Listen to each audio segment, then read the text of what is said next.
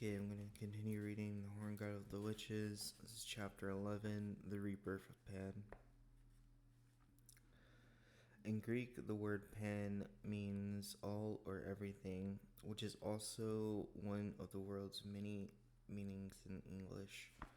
Because of Pan's meaning in Greek, the word is also often applied to the god of the same name. This has led a lot of pagan and witchcraft writers over the years to argue that the meaning of Pan in Greek today is related to the god. That Pan and Pan, one is capitalized, one is lowercase, one is capitalized. That Pan and Pan would mean the same thing is a logical assumption, even if it's wrong. As we've seen previously, the name of the god Pan means shepherd. See chapter 5. Several years ago, I was talking about Pan with an acquaintance of mine who practices primarily as a Hellenic reconstructionist, meaning she tries to do rituals in honor of the Greek gods in a way that approximates how those rituals would have been done 2,500 years ago. Somehow we got caught up in a discussion on the origins of Pan's name, and when I told her about its links to shepherds, she exhaled deeply and then tried to surpass a chuckle.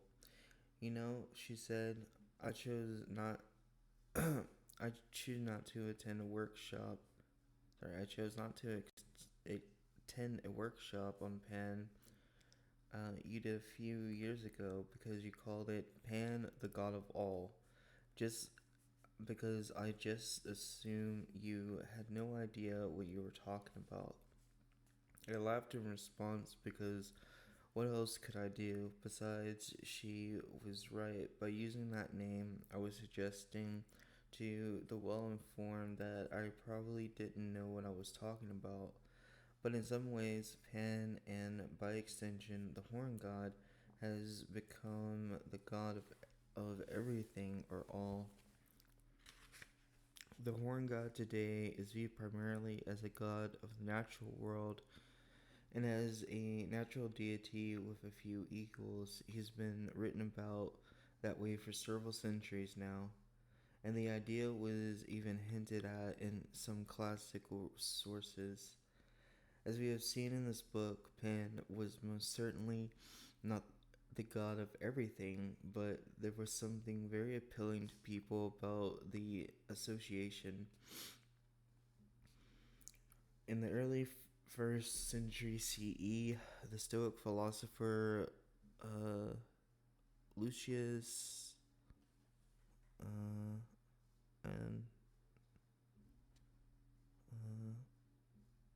Lucius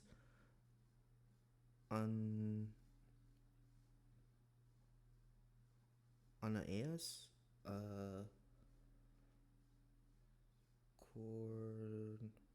Cornutus.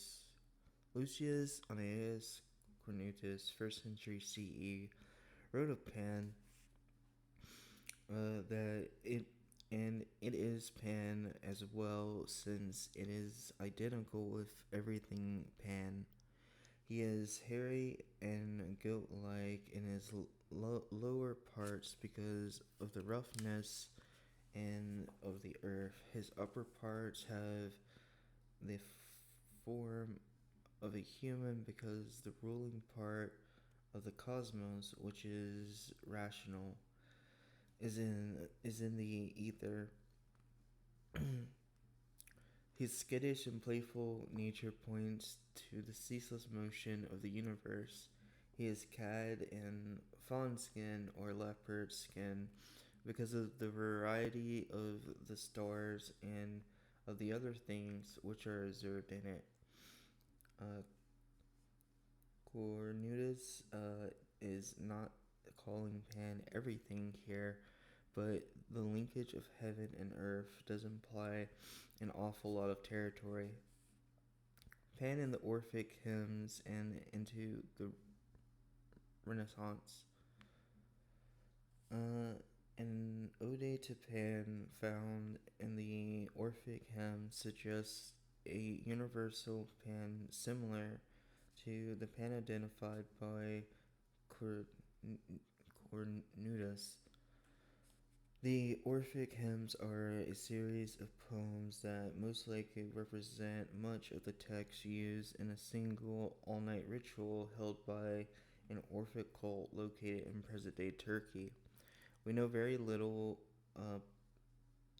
about the Orphics because initiates are sworn to secrecy regarding the mysteries of the cult, just like the mysteries of uh, Demeter and Eleusis. And in some witchcraft traditions today, in addition, there were probably several different Orphic cults, each with its own unique uh, liturgy and practices. We do know that, like the cults at Eleusis, Orphics were concerned primarily with the survival of the soul after death and were inspired by the Greek musician Orpheus, hence the name.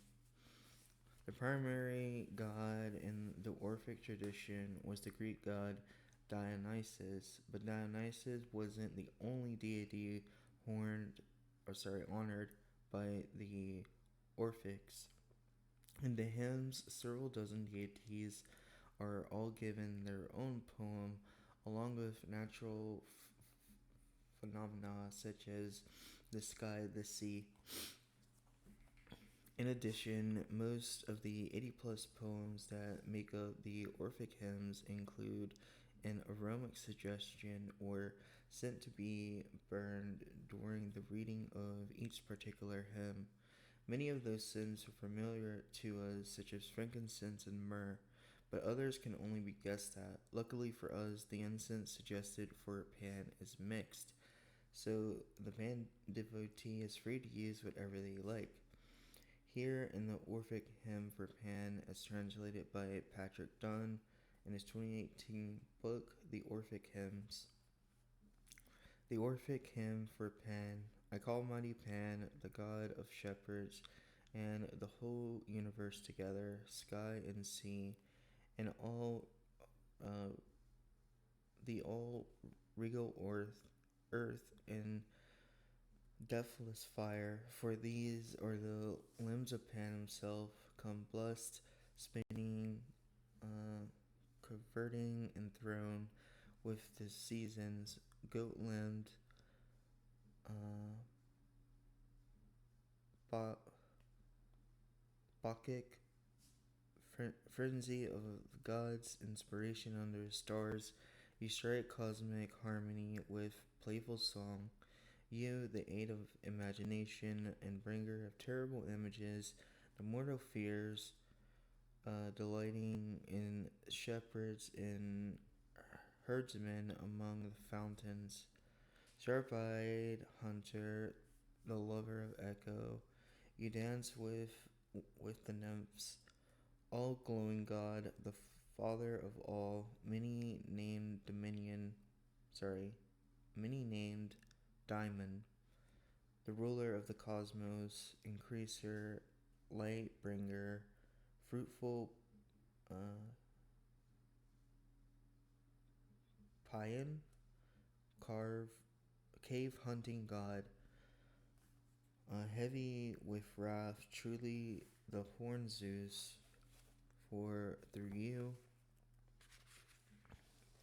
the boundless plain of the earth lies firm, but deeply flowing waters of the tireless seas yield, an ocean surrounding the earth with waters, and the air that we share for nourishment, the spark of all life, the eye of most nimble fire high above. For these holy things stand apart in your command. You change you change the natures all by of all by your wise will, nourishing the human race throughout the boundless world. So come, blessed one, frenzied with divine inspiration to the most holy libation, give life and good end, and send out Pan's passion to the earth's ends. The Pan written about here is generally how we encountered him earlier in this book. He's the god of shepherds as well as his usual dancing, frenzied self, but there's something more to him hinted at in the book. There is not just the rustic god of Arcadia. The Orphic Pan is truly the horned Zeus, and as such, the ruler of the cosmos and the god of the whole universe together. There's something sinister to this Pan as the bringer of terrible images to uh, mortal fears, but also something positive and uh, triumphant. He's the increaser, the god who controls the natural world, and the spark of all life, the language of the Orphics. The language of the Orphics in regard to Pan was radically different from that of the Pan worshipped in classical Greece. Despite the familiarity many of us have today with the Orphic hymns, they were not widely known in the ancient world. The sect that wrote the sect that wrote these was probably very small, and the version we have of them today comes by way of uh, Constantinople, current day Istanbul in Turkey, and from there to Italy, and then the rest of Europe beginning in 1423. The first language translations of the hymns wouldn't appear until 1792, and a translation by Thomas the Pagan Taylor, 1738 through 1835, in 1792.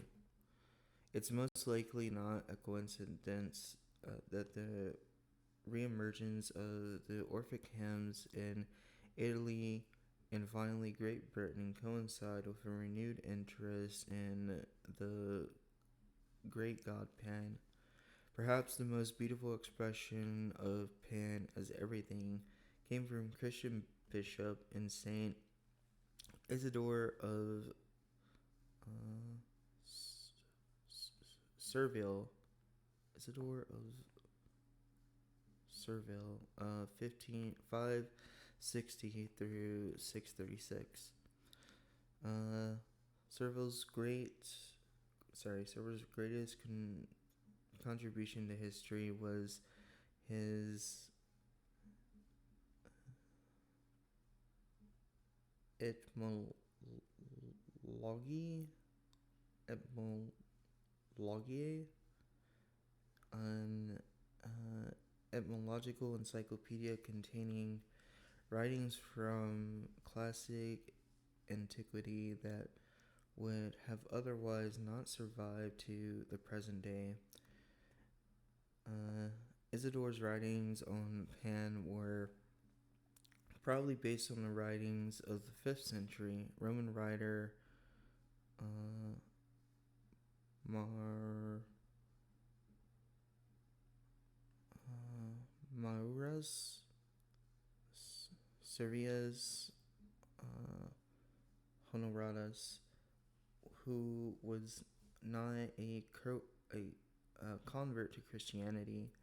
Isidore's work is worth sharing here because of both its beauty and a lasting influence. Later writers who wrote about Pan as all were very likely influenced by Servius or others influenced by him. The Greeks called the god of country people whom they fashioned in the likeness of nature. Pan, he is called Pan, and is everything, for the fash- for they fashion him out of every sort of element. He has horns in the likeness of the rays of the sun and moon. He has a pelt marked by spots on account of the stars of the sky. He holds a pipe of 7 reeds on account of the harmony of heaven, in which there are 7 tones and 7 rituals of sound. He is hairy because the earth is clothed and agitated by the winds. He has goat hooves so as to show the solidity of the earth. They claim he is the God of all things and of all nature, whence they say Pan everything, as it were. 700 years after Servius, the European Renaissance began in present day Italy, and with it came the return of the Greek and Roman gods of antiquity. For the first time in a thousand years, the goddess and gods of antiquity could be found once more in European art and literature.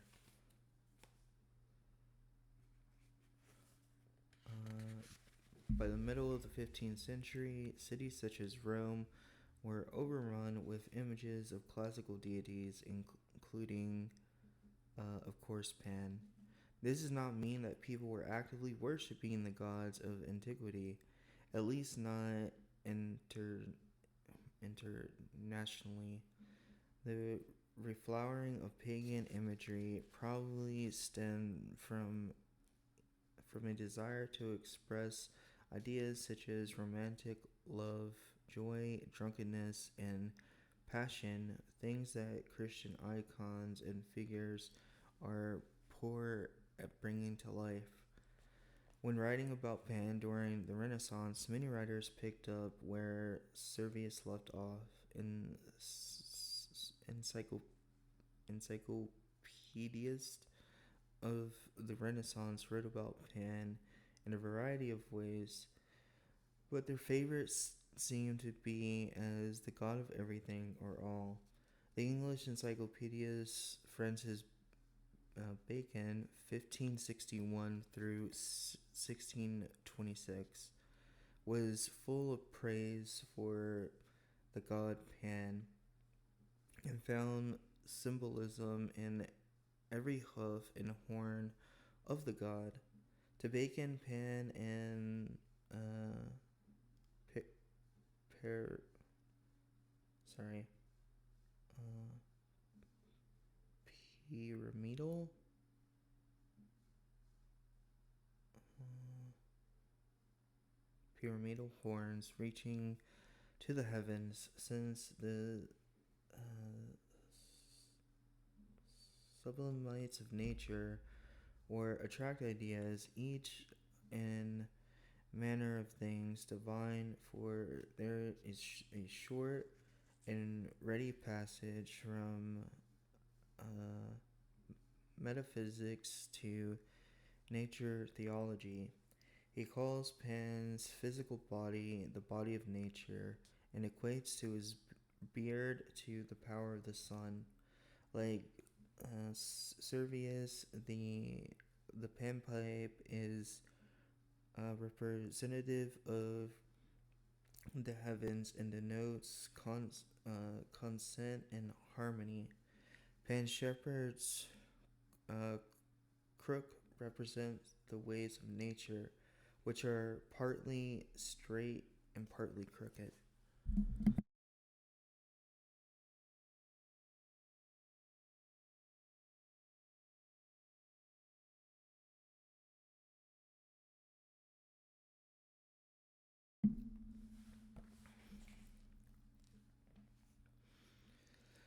Bacon's Pan is also cosmetic, related to nearly all the goings on in the world. Pan's sisters are uh, the destinies or the natures and fates of things. because the chain of natural uh, causes links together the rise, duration, and corruption and exhilaration, uh, the the generation and workings, the process, the effect, and changes all that can all that can anyway happen to things. Uh, Bacon finishes his uh, reminiscence by once more equating Pan directly with nature and labeling them both perfection.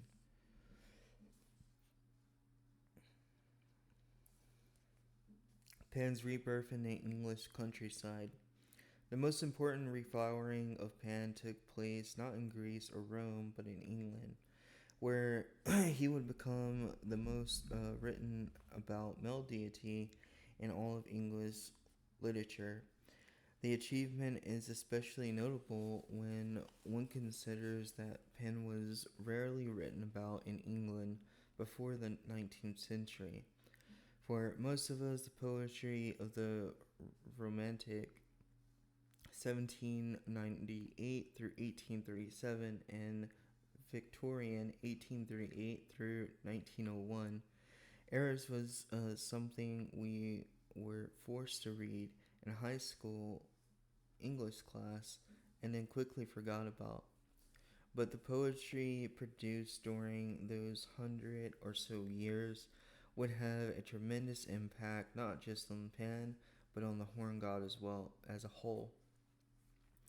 To quote British historian Ronald Hutton, the poets and writers of those eras provided a language that we still use today when talking about the horn one.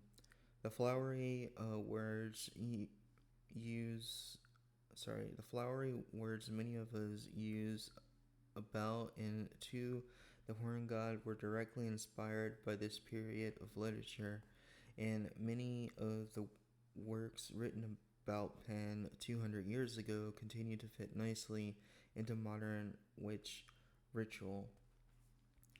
We also know that early witches such as Gerald Gardner and Doreen uh, Violet read the poems and literatures that help set Pan's cloven hooves firmly in the modern world. There's a very real world reason Pan reemerged in the 19th century England. The Industrial Revolution in 1810, about 20% of the population in England lived in large cities, while the other 80% lived in more rural areas. 100 years later, the rural urban divide had effectively flipped, with 80% of English population now living in cities and only 20% continuing to live in the city and other rural settings.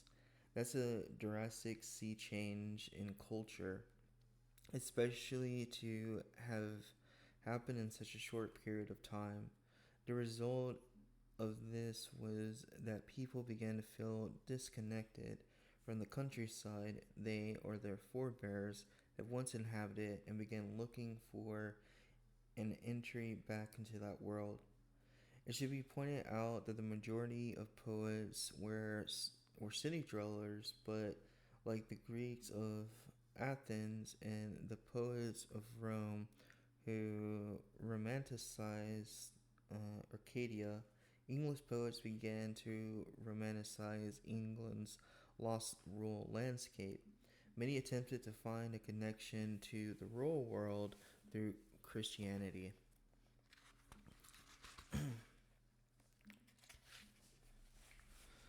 But not surprisingly, Jesus as a wild god of the forest just doesn't work very well.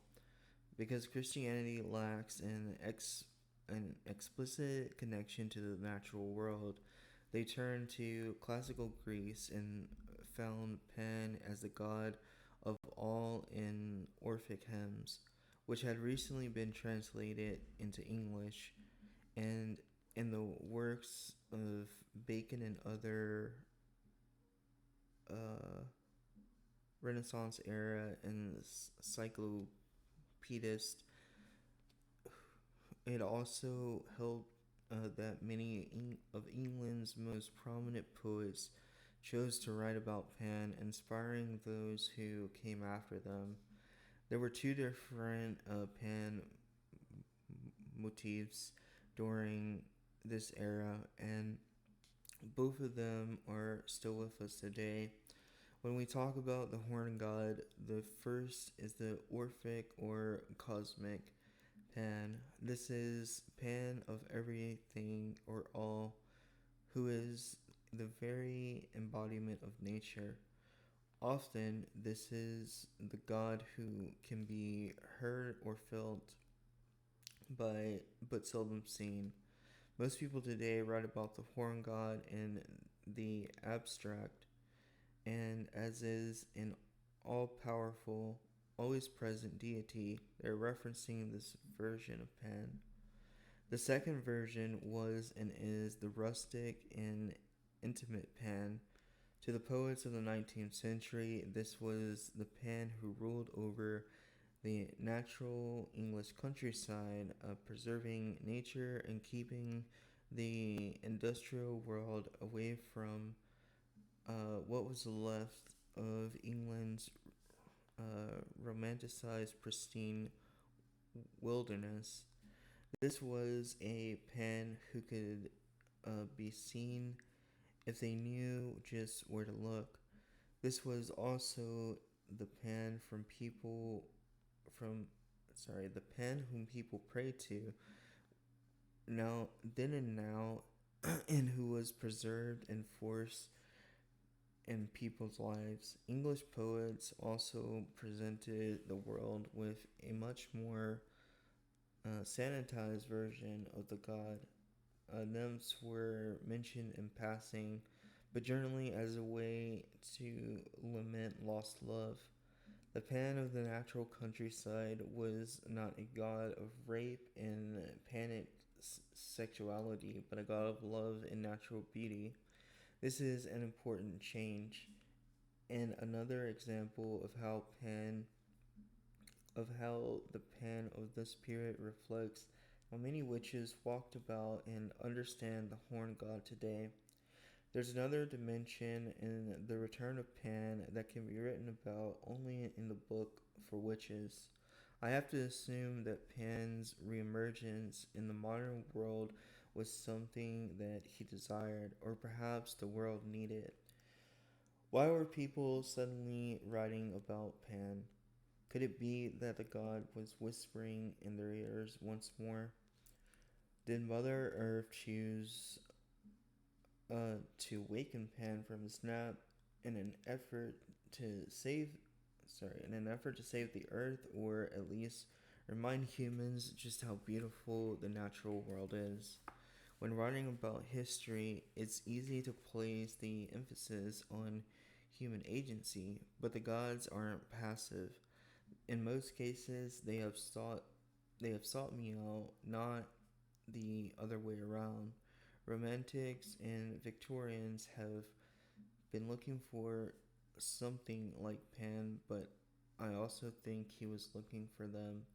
Since Pan is a deity who has inspired tens of thousands of poems, essays, and novels, it would be easy for me to quote from those materials extensively for the next 40 or so pages. However, it seems like overkill, so instead, I'll simply share some of my favorite examples of Pan in English literature, focusing on more prominent poets whose works have had a lasting impact. It's also my hope that what's shared will inspire you as a follower of the Horn One, and that you'll love all of it as much as I do. Pan in English poetry and literature. The first major poet to adopt Pan as a continuing motif was William Wordsmith, 1770 through 1850, who most often wrote about Pan in the Orphic style as a god heard and felt but never truly seen. Uh, Wait, did it say William Wordsmith? His name is William Wordsworth. Sorry, I did not mean to pronounce the last name. Uh, Wordsworth's most famous poem is the multi-volume The Prelude, and autobiography work detailing his development as a poet and human being. The eighth book of the Prelude is titled Retrospect, Love of Nature Leading to Love of Man, and it's here that the reader discovers Pan, the invisible god, thrilling the rocks with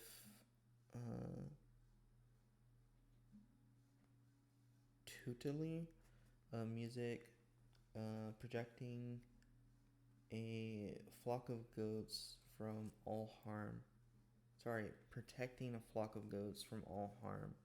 The prelude was written over a period of 50 years, but the lines above about Pan most likely date from sometime between 1799 and 1805. Contemporary with Pan as the invisible god is the deception of the god in Wordsworth's 1806 poem, composed by the side of Grasmere's Lake, where Pan has, as nature, offers solace from the world full of violence and misery. Clouds lingering yet extend in solid bars through the gray west, and lo, these waters stilled by breezeless air to smoothest polish, yield a vivid repetition of the stars. Jove, Venus, and the ruddy crest of Mars, amid his fellow beauteously revealed, at happy distance from Earth's growing field, where ruthless morals wage incessant wars. Is it a mirror or the neater sphere opening to view the abyss in which she feeds her own clean fires? But list, a voice is near, great Pan himself, low whispering through the reeds, be thankful thou, for if unholy deeds ravage the world, tranquility is here. Emphasis mine. A little less than 10 years later, Wordsworth would write in the poem O'er the Wild Earth how the longing of nature dwells within the hearts of all people, and how we all quest for something like Pan. O'er the wild earth, on mountain and on plain, dwells in its affections in the soul of man, a godhead like the universe Pan, but more exalted with a brighter train. While there's nothing to suggest that Wordsworth ever worshipped the god Pan, the same can't be said of English poet and essayist Leigh Hunt, 1784 through 1859. Today, Hunt is mostly a footnote in the careers of the much more gifted poets he influenced. John Keats, 1795 through 1821, and Percy Bysshe Shelley, Percy Bysshe Shelley, 1792 through 1822, an influence that included the god Pan, though most scholars tend to scoff at the idea that Hunt worshiped the god Pan. His surviving correspondence sometimes suggests otherwise. In a letter to friend and fellow writer Thomas Jefferson Hogg, 1792 through 1862, Hunt connects decorating with evergreen branches to ancient paganism and suggests to his friend the following: if you all go on so, there will be a hope someday that old uh, Vansittart and others will be stuck with a panic terror, and that voice will be heard along the water saying, "The great god Pan is alive again." Upon which the villagers will leave off uh, starving and sighing profane hymns and fall to dancing again.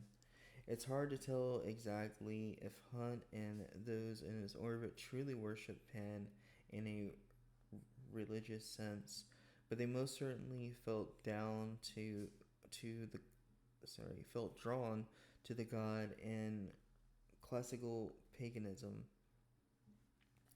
The poetry and prose that arose from their quill pens expressed an undenied appreciation of the god.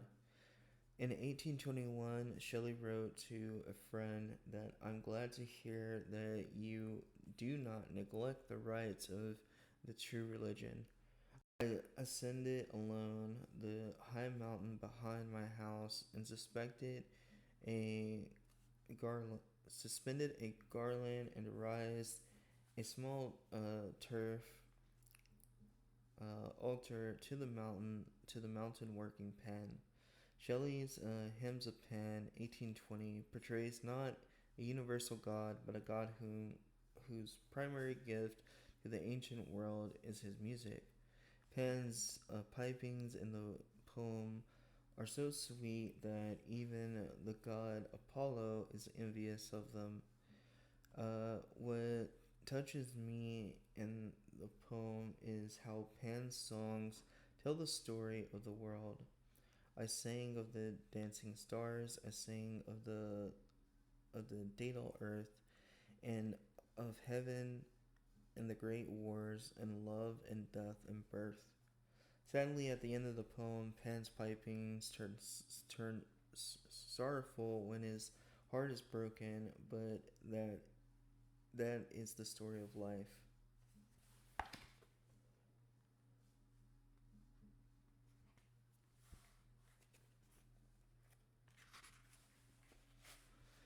Written the same year as Hymn of Pan, but not released until after the poet's death in 1824, Shelley's The Witch of Atlas also features Pan, but a more akin to Wordsworth version of the Arcadian.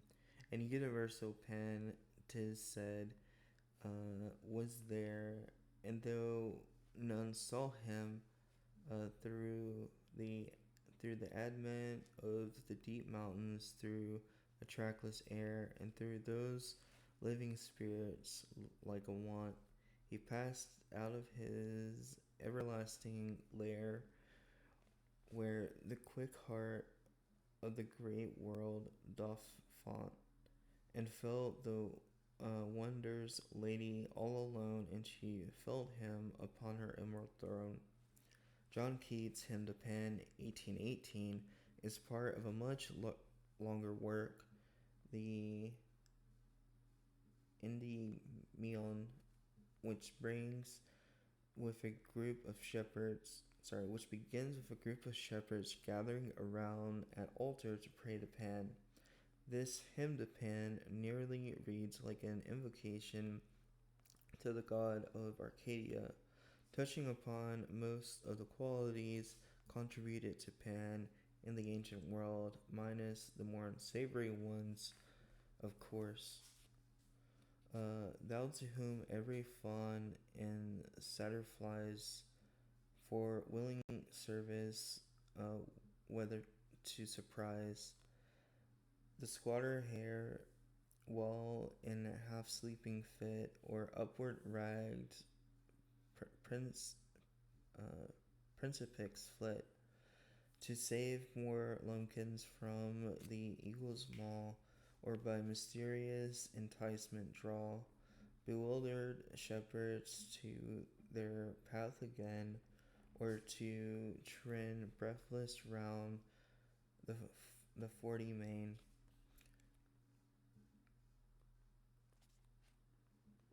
Uh, and gather up all friends foolish shells for thee to tumble into n- naiads' cells and begin hidden, laugh at their outpeeping, or to delight thee with fantastic leaping, the while they part each other on the crown with silvery oak apples and fern uh, cone, cones browns by all the echoes that about three ring, hear as O Satyr King.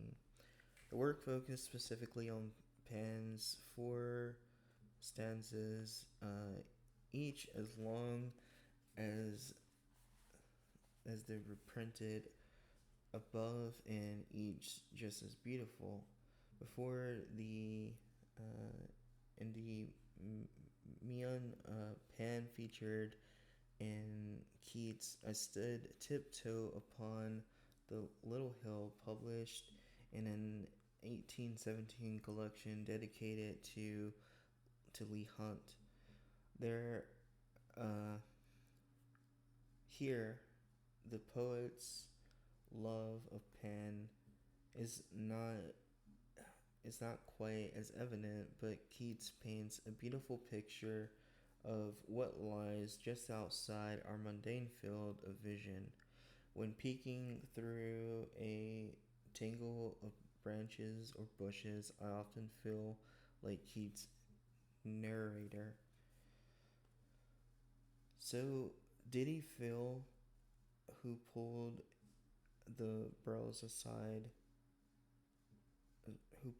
the bows aside, that we might look into the forest wide to catch a glimpse of fauns and dryads coming with softest rustle through the trees, and garlands woven for flowers wild and sweet, upheld on ivory wrists or sporting feet, tell us how fair a trembling uh, Syrinx fled, Arcadian Pan, with such a fearful dread.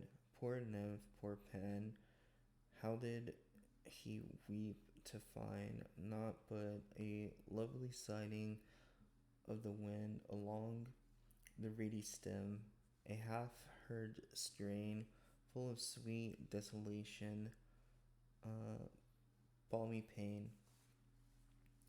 Here is not just Syrinx who is broken at the end of Pan's chase, but the goat god as well. And those first six lines, they read like the perfect start to a Beltane or Midsummer, right? Uh, the literacy cult of Pan began by Wordsworth. Uh, Keats, Shelby, and Hunt only grew in intensity as the 19th century progressed. By the end of the century, it nearly turned into something of a requirement that the aspiring poet dedicated a few verses to the goat god of uh, Arcady, in addition to inhabiting the internal English countryside. Pan's power began to be felt in cities as well. Poet Matthew Arnold, 1822 through 1888, finds just enough of the natural world in London's busy Kensington Gardens Park in 1852 to invoke the god. In a huge world which roars hard by be others happy if they can, but in my hopeless cradle I was breathed on by the roll pan. In his poem Oak and Olive, James Elroy Fleckle, Fleckers, 1884 through 1915, encounters with the god in the urban landscape of the early 20th century include a full margin of notes and uh, Maynard's notes and Maynard's, where I go down the the Gloucester lanes. My friends are deaf and blind. Fast as they turn their foolish eyes, the Maynards leap behind. And when I fear the fire-winged feet, they only hear the wind. Have I not chased the floating pan through Cranham's sober trees? Have I not sat on Painswick Hill with a nymph upon my knees, and she was rosy as the dawn, and naked as the breeze? Flecker's ability to see the divine all around while his mundane friends are deaf and blind to the wonders of the nature and gods should be a familiar refrain to most witches. How many of us have found a place full of wonder only for our non-magical friends to dismiss it out of hand?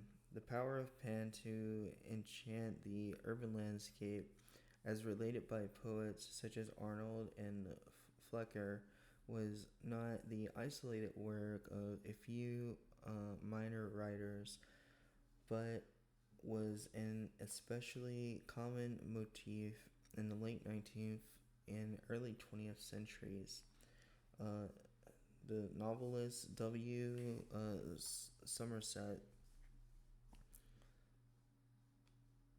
W. Somerset uh, Maugham wrote of this period. Poets saw his lurking in the twilight and London commons, and literally, sorry, yeah, literary ladies in Surrey and New England, myths of the industrial age mysteriously surrendered their virginity to his rough embrace. But Pan embraced more than just the nymphs in the industrial age. He also embraced the gay men of the era. The result was a third facet to Pan by the end of the Victorian era, a god who embraced the then forbidden. Before concluding this chapter, there are three specific portrayals of Pan in the late 19th and early 20th centuries that I think deserve some special attention. The first is from the poet Algernon Charles Swinburne, 1838 through 1909, who wrote so beautifully of Pan and his fellow Olympians that his 1866 collection of poetry, poems, and ballads was a genuine sensation on college campuses. Students at Cambridge and Oxford definitely chanted excerpts in the late 1860s While much of the establishment looked on uh, in horror, Swinburne's praise of pagan deity paints that picture of gods in love with joy and beauty, while Jesus and his Father are portrayed as the architects of worldwide sadness. For our purposes, Swinburne's most important poem might be a nympholet published in 1894 as part of the collection Astrophel and Other Poems. What makes a nympholet so noteworthy that the near absolute power of the god Pan and Swinburne, we see how the horn god would be called into the decades to come. I dare not sleep for the light of the perfect hour, lest God be worth that his gift should be scorned of men. The face of the warm, bright world is the face of a flower. The word of the wind and the leaves that the light winds fan as the great word that quickened the first into flame and ran, creative and subtle, the fierce with invasive power, through darkness, the cloud from the breath of the one God Pan. There's a lot of space between these verses. The supreme dim Godhead approve afar, per- perceived of the soul and convinced of the sense of man. We scarce dare love, and we dare not fear the star. We call the sun. It lit us when life began to brood on the world that is thine by his grace for a span, conceals and reveals in the semblance of things that are thine immanent presence, the pulse of thy heart's life pan. Uh, Pan and Aleister Crowley. Though not a pagan or a witch, despite the conspiracy theory nonsense of some of the witchcraft community, British occultist Aleister Crowley, 1875 through 1947, would have a huge impact on what many witches do. A skilled ceremonial magician and an accomplished poet, Crowley's writings on magic went on to influence generations, and many of his words were recycled by the earliest public witches and inserted into their rituals in some ways. Crowley and Pan were very much alike. They both pursued pleasures, taking advantage of whatever was available, and loved the outdoors. Crowley was an avid mountaineer, especially in his early years.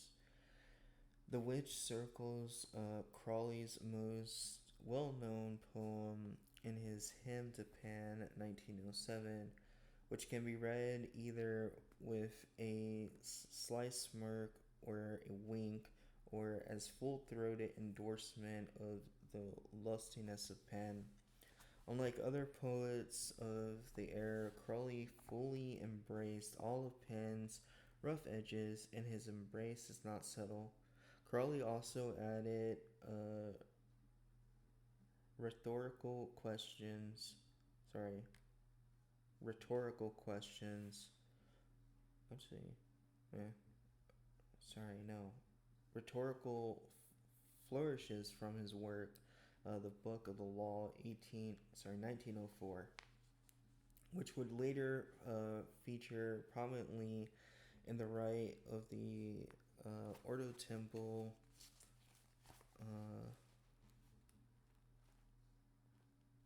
or Ori, uh, Orientis, OTO, and other occult groups inspired by Crowley. By the time Crowley wrote his famous pay, Paean to Pan, he was quite familiar with the god of in a spiritual context. Crawley Liber the Seventh from 1904. Crawley's Liber 7, there we go, from 1904, dictated to the occultist by Aiwass.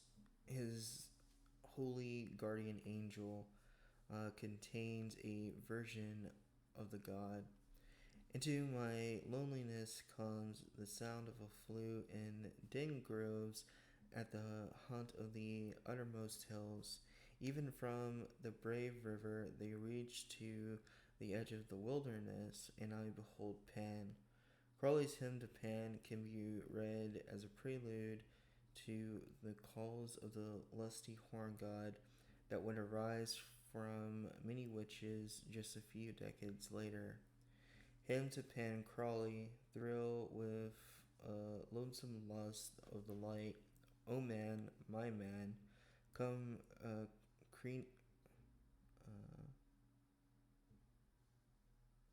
come carrying out of the night. Uh, sorry, no.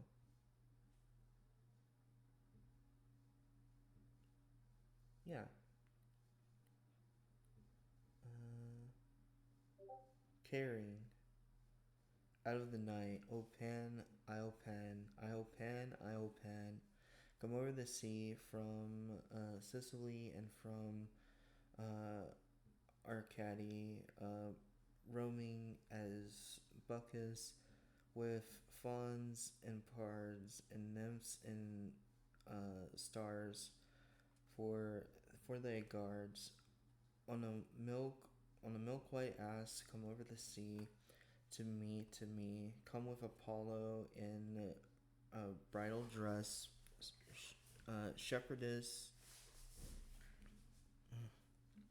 shepherdess and uh, Pythoness.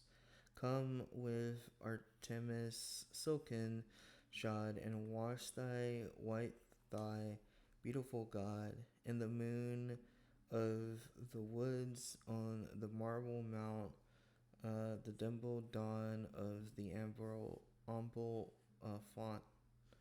Dip, the dimple dawn of the amber font. Dip the purple of passionate prayer in the crimson shrine, the scarlet snare.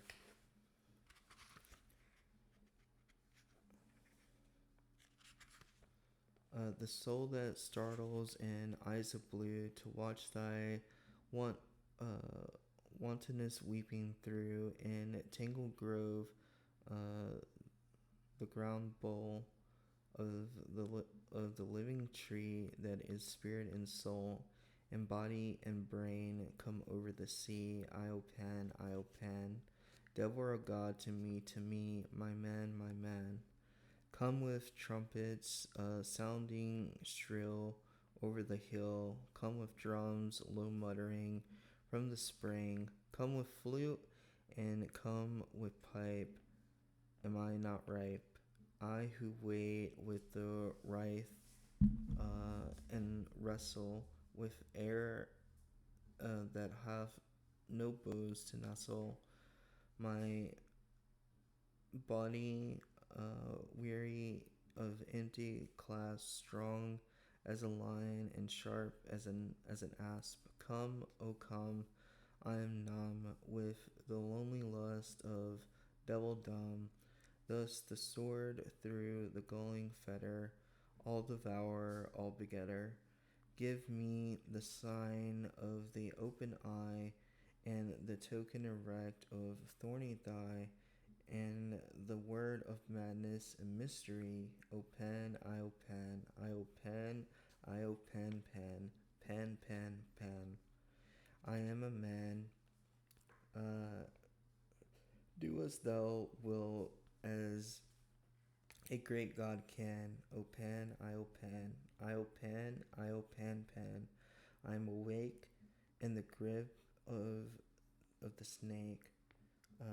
The eagle slashes with beak and claw. The gods withdraw. The great beasts come. Io Pan. I am born to death on the horn of the unicorn. I am Pan, Io Pan, Io Pan Pan Pan. I am thy mate, I am thy man, goat of thy flock. I am gold, I am God, flesh in thy bone, flower to thy rod, with hooves of steel. I race on the rocks through solstice, stubborn to uh, equinox, and I rave, and uh, I rave, and I rape, and I rip, and I rend everlasting, world without end, mannequin, maiden, uh, maenad man, in the night of Pan, Io Pan, Io Pan Pan, Pan, Io Pan. Crowley was not the first magical person to cry Io Pan, but he would turn it into something of a catchphrase the to many in the magical and witch communities. Despite its familiarity to many and the occult community, Crowley's hymn to Pan lost the wider battle for how the horn god would later be viewed by most witches.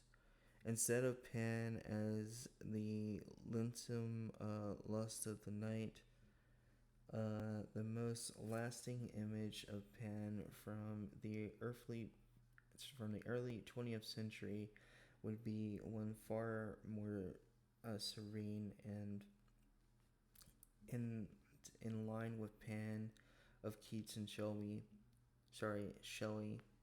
uh, that it would show up in the children's book makes the triumph of the versions of Pan all that much more interesting. The Piper at the Gates of Dawn, to me, the fullest flowerings of Pan as a literary phenomenon appears in Kenneth Graham's 1859 through 1932, The Wild and the Willows from 1908. I'm sure most of you are familiar with Willows today because of the many movie and TV adaptations that have flourished in its wake. It even inspired a ride at Disneyland, but what most of those adaptations failed to address in the stories uh,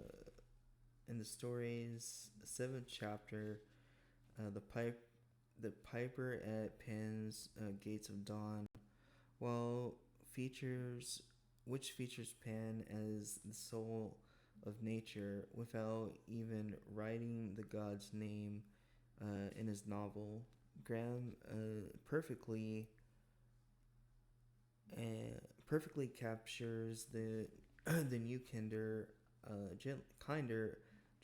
Pan, and does it in a way so powerful that reading it sometimes makes me weep.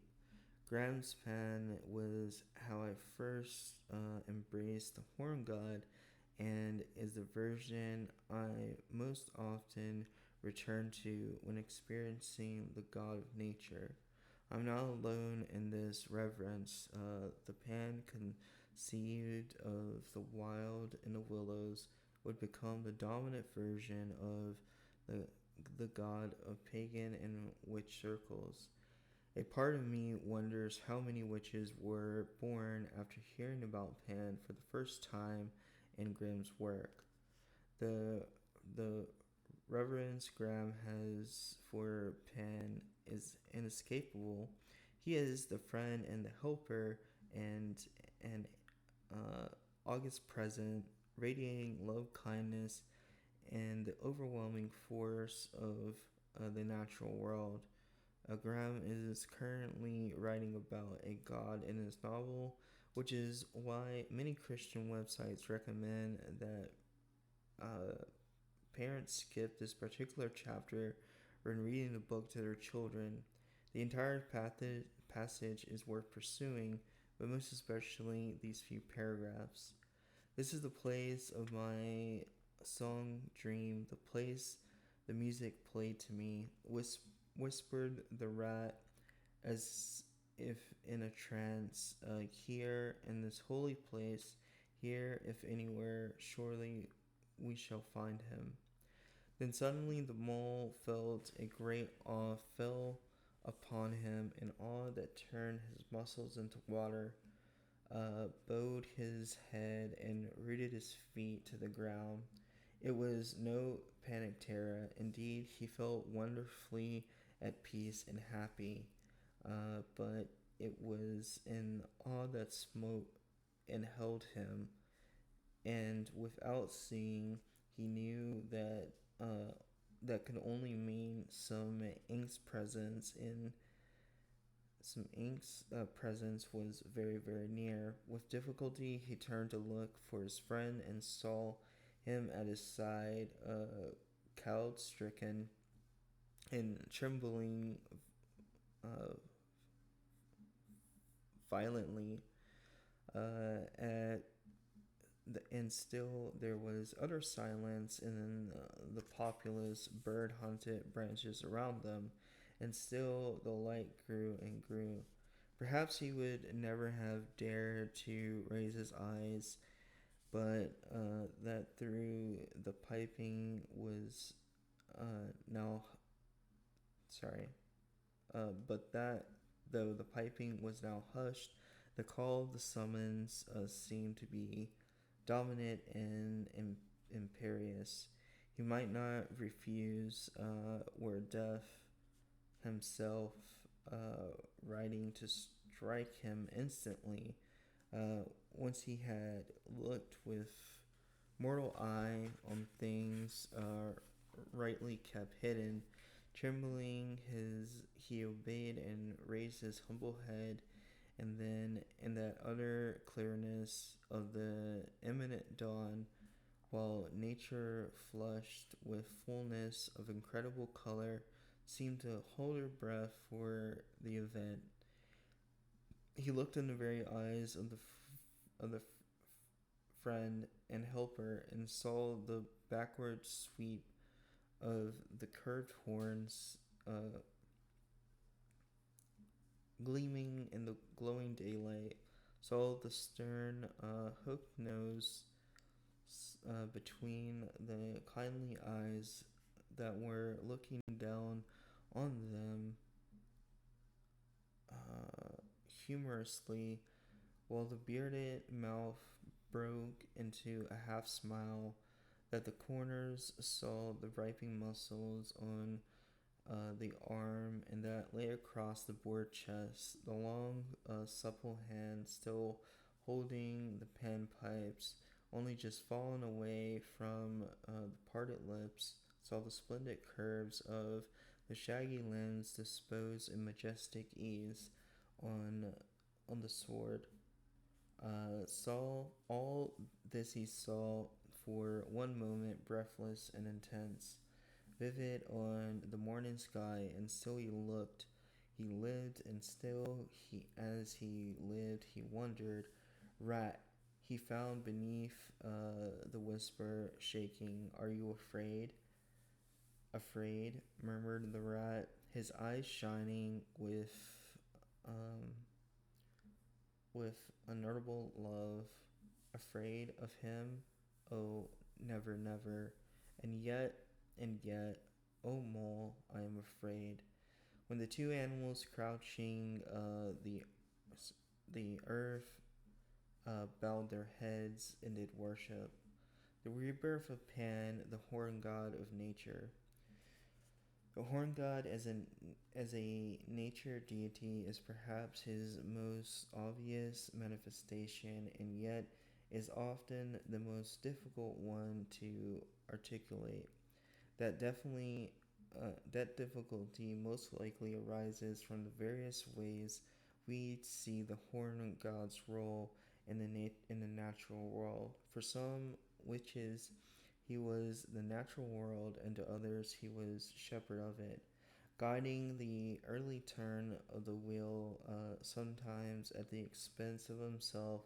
Others might interpret the horn god's role in a more intimate way. Perhaps he is the power that connects us directly to nature. I would argue that the writers in the 19th century and early 20th centuries also saw Pan in in these ways. As the decades progressed, and these new interpretations of Pan got caught up in a much bigger horn god, they became ways to interpret our own personal experiences with him. It's fitting that the horn god's role as a nature deity has been so perfectly captured in poetry and prose over the years. Not all of us unknowingly met the horn god in English literature class, but the way we most often talk about him in witch and especially pagan circles reflects the influence writers from the last 200 years have had on his myth.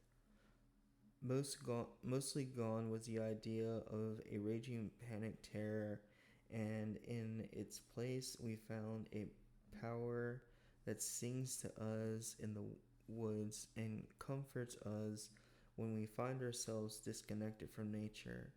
As a young witch, it was the version of the horn god that led me to my mysteries, and while my understanding of him is greatly increased over the decades since, it's still a part of his character that calls to me.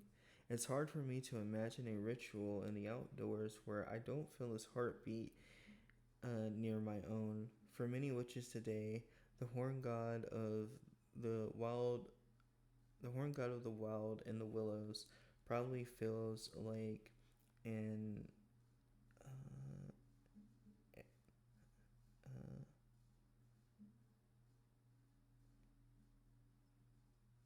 an anachronism. Instead of seeing him as the uh, as the big friend and helper, it's become popular in many witch spaces to focus on the horn god's role in death and to explore his connections to the devil of Margaret Murray's witches. Certainly, the horn god is more complicated than Happy Pan running through the forest, but I would argue that Puppy Pan remains a part of his character. The horn god of nature is what connects us to the bigger world for many of us to live in an urban environment.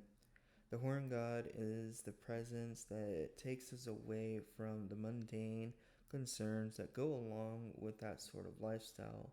That everyone wants to go and live in the woods, but there is beauty in the wild spaces, and we can feel and experience that beauty through the horn god's power.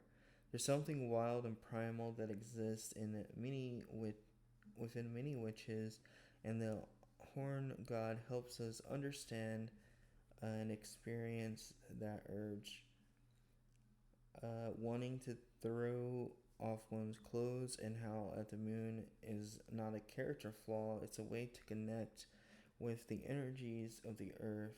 For many of us, the horn god is our guide through those mysteries.